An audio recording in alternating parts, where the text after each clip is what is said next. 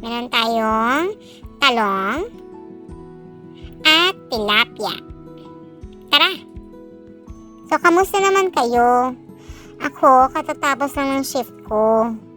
Alam nyo ba na sobrang stress kami sa work ngayon kasi ang dami naming updates and mga bagong tools.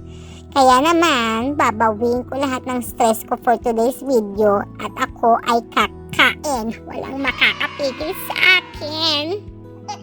Pero habang kumakain ako, parang gusto ko mag-story time. Kasi naalala ko yung kabataan ko pag kumakain ako ng mga ganyang isda. Noon kasi, nung bata pa ako, ang isda lang na kinakain namin ay dilis. At ang nakakaloka pa nito, ang kinakain ko lang sa dilis dati ay ulo. So, hihimayin yun ng nanay ko lahat ng ulo. Sa akin yun lahat, and then sa kanya yung katawan. Hindi naman ganun yung kasama yung naging buhay namin, no?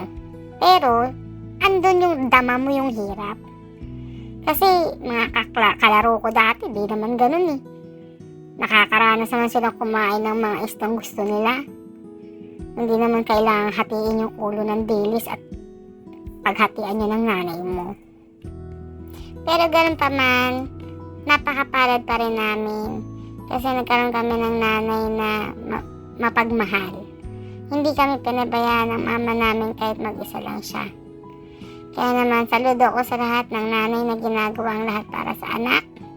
At dahil dyan, salamat sa panonood. Hanggang sa muli, guys. See you next time. Bye-bye!